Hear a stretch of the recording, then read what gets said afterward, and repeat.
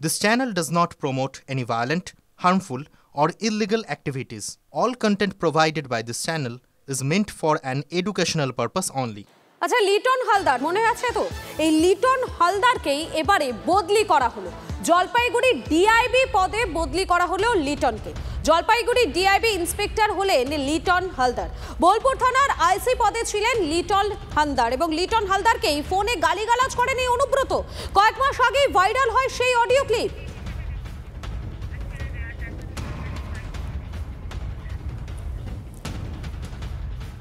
আইসিকে transfer করা হয়েছে সেটা নিয়ে উদ্বিগ্ন তেমন কিছু না, এটা হয়েছে ঠিক আছে, কিন্তু একটা বিষয় পশ্চিমবাংলায় পুলিশ প্রশাসনের আর তৃণমূলের যে যুগলবন্দি, সেই যুগলবন্দি চিত্র বরাবর সামনে এসছে। পুলিশকে গাল দিয়েছে আর গাল দেওয়ার ক্ষমতা রেখেছে তৃণমূল কংগ্রেস, এই কারণেই পুলিশ টাকা তুলে তৃণমূল কংগ্রেসকে টাকা দেয়। এটা তো রুটিন ট্রান্সফার, এটা সংবাদ মাধ্যমের বা এক শ্রেণীর লোকেদের এটা অপপ্রচার ছাড়া আর কিছুই নয়।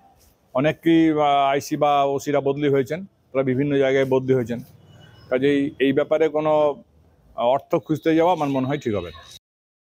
লিটন বাবুকে যে ট্রান্সফার করা হয়েছে এটা খুবই চিন্তার কারণ সাধারণ মানুষের, যে আগামী দিনে পুলিশ সত্যি সত্যি নিজেদের মান সম্মান আত্মমর্যাদা নিয়ে কাজ করতে পারবেন না পারবেন। এটা একটা সাধারণভাবে সাধারণ মানুষের একটা শৃঙ্খল পরিবেশে থাকার ক্ষেত্রে একটা কঠিন অবস্থা হল। যাদেরকে বদলি করার কথা তাদেরকে বহাল তবিয়তে প্রমোশন দিচ্ছে, আর যারা পুলিশের কর্মী হিসেবে রোজ গালাগালি খাচ্ছে, হজম করছে, এমনকি মা বউ এসব নিয়ে পর্যন্ত আজে বাজে কথা বলছে, তার পক্ষে সরকার দাঁড়ালো না, বরং একটু অপেক্ষা করলো যাতে চোখের আড়ালে পড়ে যায়, প্রমোশন দিয়ে দিল, দিয়ে ট্রান্সফার করে দিল, হয়ে গেল। অনুব্রতর কি হলো? লোকে জানতে চায় সেটাই। বদল হবে মানুষের পক্ষ থেকে, এই সরকারের আর এই পুলিশ মন্ত্রী। এসআইআর এর মাঝ পর্বে বড়সড় সমস্যায় বিএলওরা। 16 ঘন্টা ধরে কাজ করছে না বিএলওদের অ্যাপ। অভিযোগ কলকাতা কসবা নিউ টাউনের বড় অংশের বিএলওর কমিশনে অভিযোগ জানিয়েও কোনো সুরাহা মেলেনি বলে অভিযোগ। আমি সরাসরি জানতে চাইবো, আপনাদের যে অ্যাপ বিএলও অ্যাপ প্রায় 16 ঘন্টা ধরে কাজ করছেন না, কি বলবেন? যেদিন থেকে আপলোডিং শুরু হয়েছে সেই দিন থেকে এই প্রবলেম এবং এই সমস্যা সৃষ্টি হয়েছে। সময় মতো কাজ শেষ হবে না, অ্যাপ কাজ না করলে পরে আমরা এই ফর্ম আপলোড করতে পারবো না। প্রায় গতকাল থেকে একেবারেই কাজ করতে পারছি না, এবং ভয়ের কথা হচ্ছে যাকে আমরা 3 দিন আগে সাবমিট করেছিলাম সেই ফর্মটা আবার অ্যাপসে ফিরে এসছে। না জানি এরকম কত মানুষের অ্যাপসে ফিরে এসছে ফর্ম, তাহলে তাদের কি ভবিষ্যৎ হবে আমরা তো জানতেও পারছি না কাদেরটা ফিরে এসছে। যে সমস্ত সচেতন ভোটার চেক করে জানাচ্ছে তাদেরটা ফিরে এসছে, তাদেরটা চেক করে যাচ্ছি। ওনারা বলছেন এই ব্যাপারে আমরা দিল্লির যে টেকনিক্যাল অ্যাসিস্ট্যান্ট আছে তাদেরকে জানিয়েছেন, এর থেকে বেশি ওনাদের কিছু বলার নেই। ম্যাক্সিমাম ধরলে পর আমরা যখন স্ক্যান করছি নো রেকর্ড ফাউন্ড দেখাচ্ছে, নো রেকর্ড ফাউন্ড দেখালে পরে আমাদের কিচ্ছু করার থাকবে না। অ্যাপসটা সেক্ষেত্রে কি 25 তারিখের মধ্যে করতে পারবেন কমপ্লিট? কখনোই সম্ভব নয়। এটা কীভাবে সম্ভব বলুন, যদি আমরা আপলোড না করতে পারি। ডেডলাইনটা নির্বাচন কমিশন তো পরিকল্পিতভাবে দেননি, এটা তো ঠিক সময় নয়।